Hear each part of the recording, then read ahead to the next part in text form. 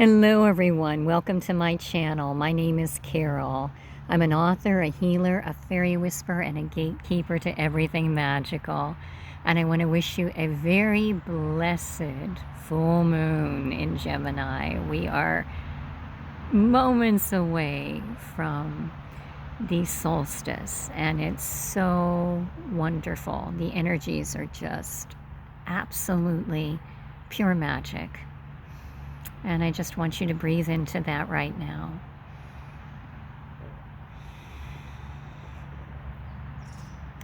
I was asked to come on today and do a video that has been lingering in the background for a while. I think it was back when I was doing the crow video. I had someone on the channel ask me to do a whole video on shadow. And it's not going to be completely on shadow. The video today is going to be about integrating light and dark at this magical time of the year. And, you know, messages from Avalon in the fairy realm to go along with this. So I just want you to all kind of take that in, breathe into it. And I do want to ask how you all are doing. Super energetic time right now, and you can feel many different ways. This can have you electrified. It can have you absolutely feeling like you're gaga lulu, very dreamy, which is where I'm at. After I finish this, I'm going to go rest, integrate some more, and you can be all shades in between. And today truly is about incorporating those shades of our whole being into ourselves to become our highest self. Now, I'm just going to ask how we best proceed forward. I know Avalon wants to come in, and I guess we are going to, okay, they're going to come to us. All right. So we're going to talk first. Morgan is going to come through and assist us in this one. And as I mentioned when I was asked to do this video, she is the perfect, goddess, fairy goddess, to come through and actually speak about shadow, because she has been so placed in the shadow through literature and film. And I think most of you, any of you who have followed the King Arthur stories that were written down, or the movies that came out, she is generally the villain of the piece. Plenty of darkness. So we are just going to call Morgan in right now. When you see her, she is a beautiful fairy goddess figure with today white robes. You can see it's very misty here. We have a little bit of snow falling very lightly as I'm doing this video. Her robes are snow white and billowing. She has her hair pulled back, so you're seeing her gorgeous face. And she's laughing because she's saying her lips are very red. So that gives you the idea of the way she's generally depicted in film and literature. Usually very dark black hair, green eyes, red lips. That's the traditional Morgan look. That is depicted. She actually is dark red hair in my version, so I always bring the redheads into mine. Here comes the squirrels. Stay in balance. Since our video is about balance. So I'm just going to ask her right now, as we begin this discussion on incorporating the light and the dark, to talk a little bit about the dark. And I think I will be joining in with her, because I think she's going to speak about the dark from her time period, and I will speak on the dark that we see today right now. And so what she is doing is she's going to let you know just what happened to her as a female in Arthurian legend, fairy goddess, Geoffrey of Monmouth, who was the first person that wrote her storyline down, basically placed her in Avalon as one of 9 sisters. So there are 8 others with her. And she is, quote unquote, the goddess of Avalon. And she was a healer. She had so much shadow work that she would do. Even in that, she would literally escort beings into the other world. So you can see the dark side that's even there in that aspect. Right there in the other world, underworld, basically is a place for rebirth. So when you think about that's not dark, but if you're looking at the gate is made out of human bones. And Ceridwen, the goddess, basically is stirring a cauldron into which the souls go so that they can be reborn. So it's just a different kind of way of looking at things. But anyway, back to Morgan.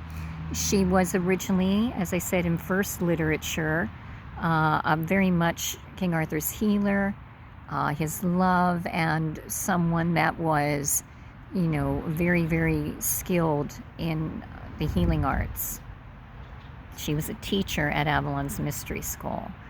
However, the people that took and actually translated that from the original Latin, even though Geoffrey of Monmouth was Welsh, they went and translated that into, from Latin to traditional English of that time period. And they saw a powerful woman, and she had to be evil if she had that kind of magical power. So they made her, instead of King Arthur's true love, basically his sister, who was out to steal the throne from him. And this is where Morgan comes through. If you watch the delightful Merlin series, if you watch Excalibur, all the classics, this is where you see her in that villainess role. So what she is saying is they literally, and by they, I mean the monks that translated from Latin to English, were taking her shadow aspects, the aspect of her leading people into the underworld, an underworld guide. Okay? This in our day and age is a symbolic gesture of literally being reborn, the Great Awakening. But in that time period, it was very much looking at death, and not even looking at the fact that, your spirit goes into the cauldron and you're reborn again. All right, so taking those shadow aspects, the facts that she's King Arthur's sister and she's got this magic, she definitely would want his crown, she would attempt all kinds of villainous acts on him. And they were taking all these dark qualities and traits, and literally, other than leading people into the underworld, Morgan didn't have any of those traits. So this is why she wants us to look at it, because the outward view of society sometimes places falsely a certain shadow image onto a person. Now, as we're going more and more into ascension, this is happening less and less. If you are on your ascension path and truly living, the 5th dimensional life, then that will not be happening to you. But those of us that are still working our way up in that respect, you can have this happen very simply by stepping into the public eye, and then suddenly you know, oh, this is an evil person. She teaches about fairies. I can't tell you how many times that has happened to me. Okay. Fairies are evil. They, you know, you shouldn't be working with them. You should steer clear of them. Those kinds of ideas. The same with dragons. You know, dragons are killers. They will destroy, you know, and with their fiery breath, they'll burn up everything. Well, the dragons I work with are very, very much focused on healing and assisting humanity through ascension.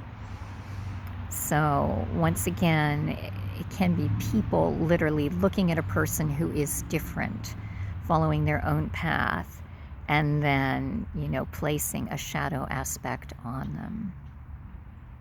Now, I want to come in and talk about what we're going through right now with the collective shadow. So many of us right now are being inundated with images, even if you don't watch television. You know, you might simply just open up YouTube to get a spiritual network and suddenly something's in your face, you know, about what's going on in the collective right now, about a certain virus, about something that you have to get in order to have passports. And it can seem really, really dark. People being forced to get that thing so that they can continue, you know, and do the things they love.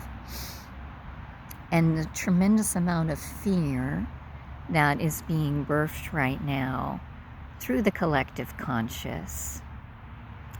And all of these are feeding into our own shadow aspects. Now, what do I mean by shadow aspects?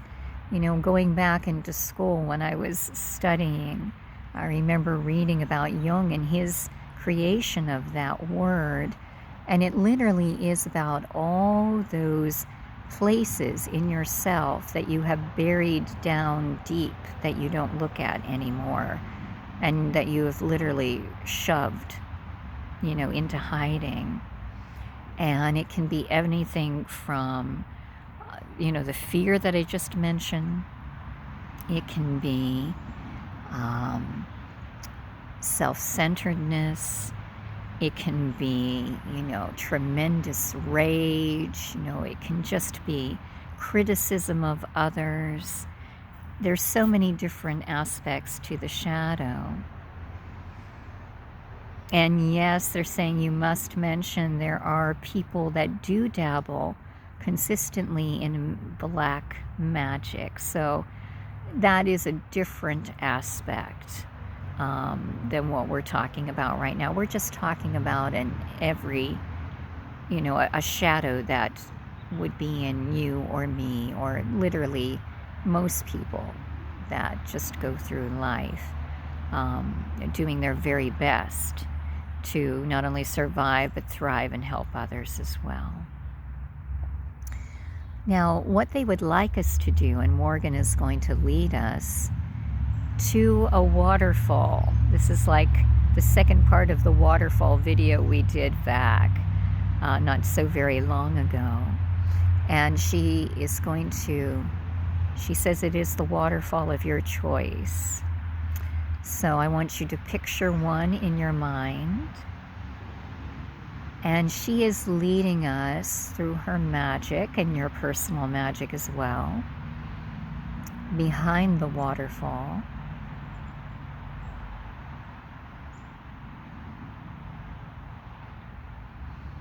So that you can literally look out. Well, you're not really seeing through the water, but you can see the water coming down. It's like a cascade of water just streaming down in front of you as you look out at it. And it's literally coating your face, your clothing, your hair.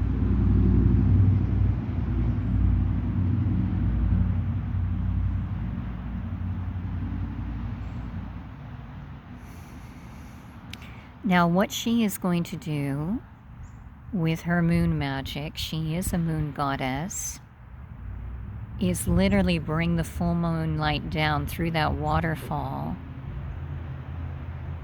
so that it plays against the cascade that you are watching right now.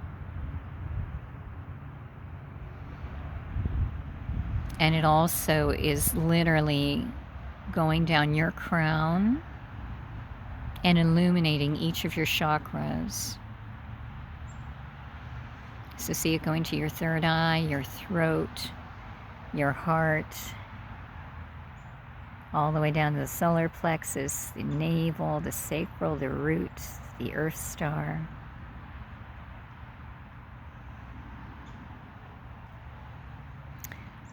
And now you are to literally watch as she utilizes her magic. She's actually coming up and tapping at your third eye, your throat, your heart, and blowing. So blowing from the solar plexus up to the crown, down again.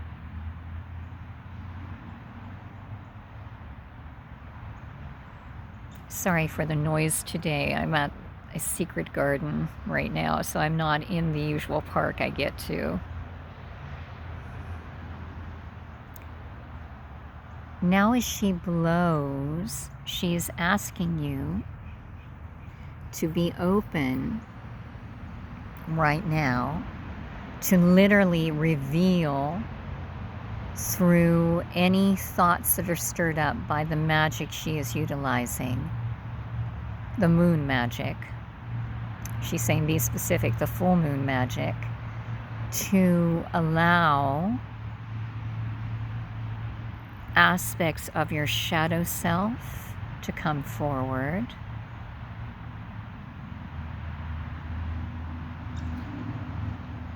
She's saying do not judge them as you see them. When shadow aspects are revealed, it's always good to journal about them. So if you get a chance, journal about them later.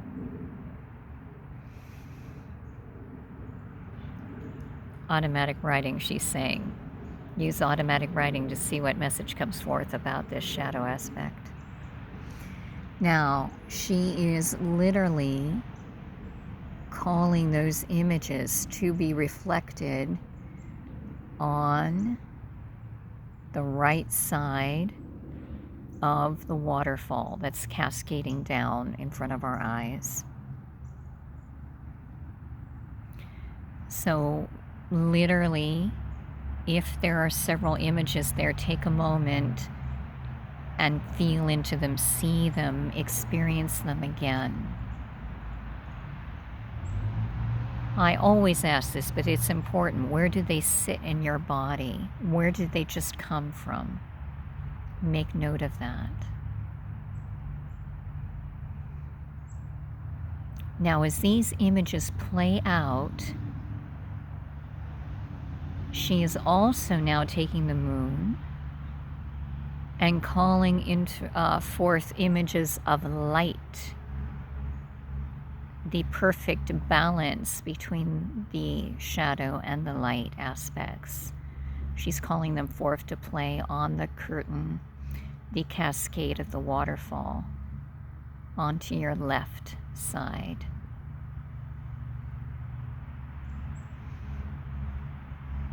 Remember, you are always able to stop the video to actually take time to truly be with each of these images of the light and the dark.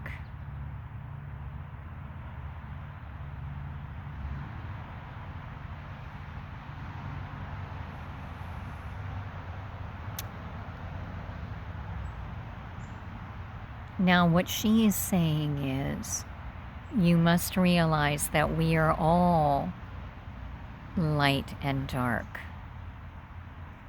as the snow falls. I don't know if the camera's picking that up. And the important thing, the way to become the highest self, is to actually go into that highest darkness, look at it,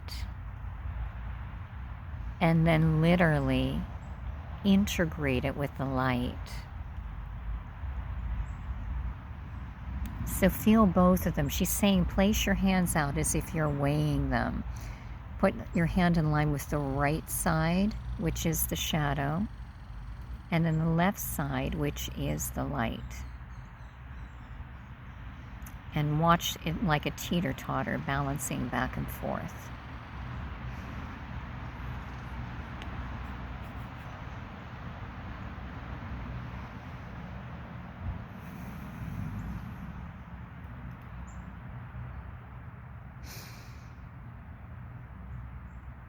The next part, remember we are doing this in meditation in the astral, so, you know, no matter how cold it is, know that you are being divinely guided to follow if you follow, and do so with joy.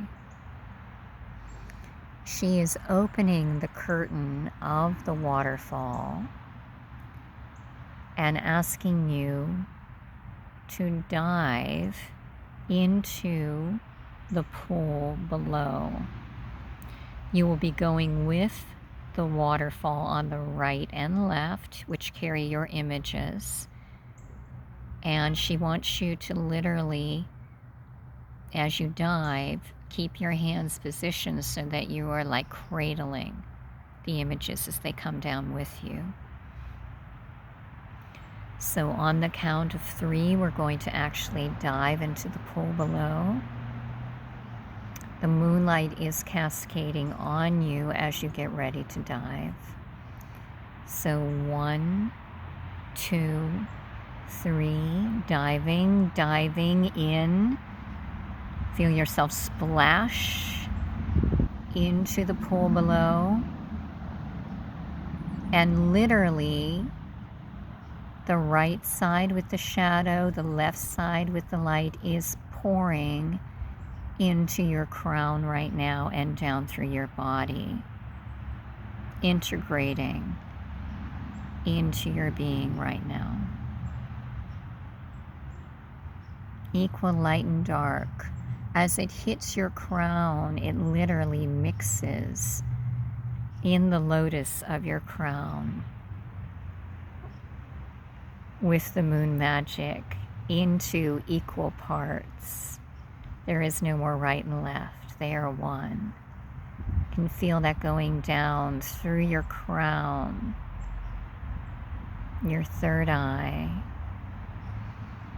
the nose, the cheeks of your face, your chin, your teeth, your mouth, down to your throat, the back of your neck, the God spot, the ultra major, down to your high heart, spreading across from side to side, your heart swirling around the 33 chambers and going from side to side, all the way down to the magnificent solar plexus.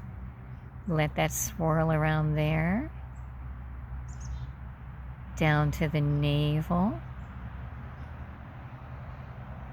the sacral, and the root. Then all the way down your knees, your thighs, at the same time your arms, your wrists, your hands, down your legs, your feet, into your earth star,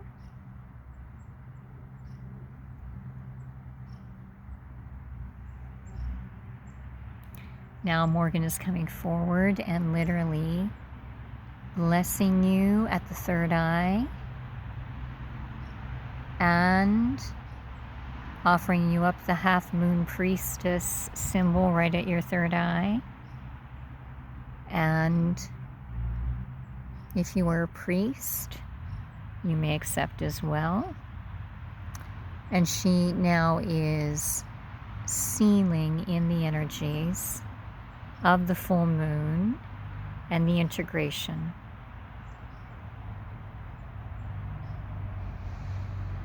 Now take a deep breath and exhale. So we are going to thank Morgan and everyone who assisted the waterfall, and Oh, thank you so much for tuning in. This literally is prep work for the solstice. It is my intention to do a solstice video, so I look forward to connecting with you then. Wishing you all a magical day. I love you, I honor you, I bless you. Fairy blessings all.